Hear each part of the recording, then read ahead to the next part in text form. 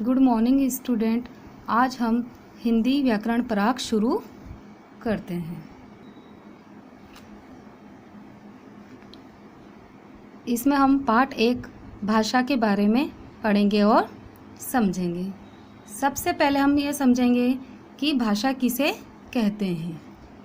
हमें अपनी बात कहने या दूसरों की बात समझने के लिए जिस साधन की आवश्यकता होती है उसे ही हम भाषा कहते हैं। देखो, पढ़ो और समझो।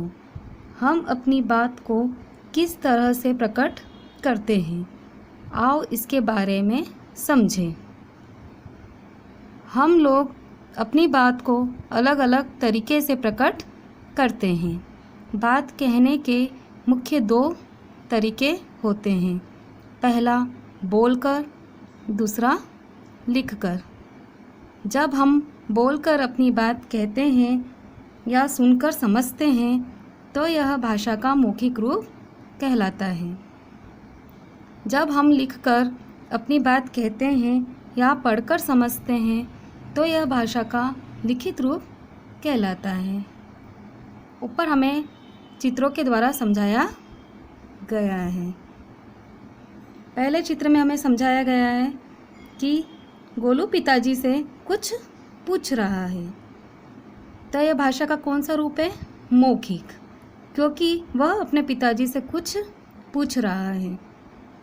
दूसरे चित्र में हमें बताया गया है कोमल फ़ोन पर बात कर रही है।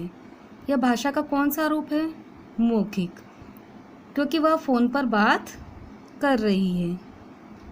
तीसरे चित्र में हमें बताया गया है रोहित पत्र लिख रहा है। तो यह भाषा का कौन सा रूप है? लिखित, क्योंकि वह पत्र लिख रहा है। चौथे चित्र में हमें बताया गया है कि शिक्षिका बोर्ड पर लिखा हुआ बच्चों को पढ़ा रही है। तो यह भाषा का कौन सा रूप है? लिखित रूप है, क्योंकि वह लिखा हुआ पढ़ा रही है।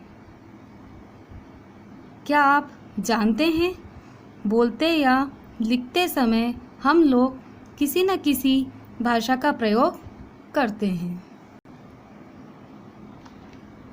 कुछ लोग अपनी बात इशारों से भी करते हैं। यह संकेत भाषा है। जैसे चौराहे पर खड़ा सिपाही हाथ से आने जाने वालों को संकेत कर रहा है। इस चित्र में हमें बताया गया है कि चौराहे पर खड़ा सिपाही अपने हाथों के द्वारा आने जाने वालों को संकेत कर रहा है।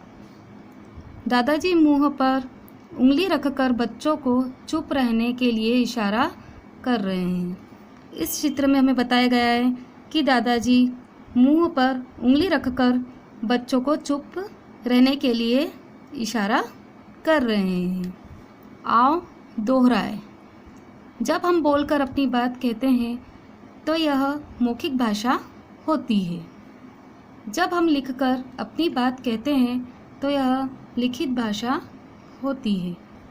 कुछ लोग अपनी बात इशारों से कहते हैं, इसे संकेत भाषा कहते हैं। आज हमने पाठ 1 भाषा के बारे में पढ़ा है और समझा है।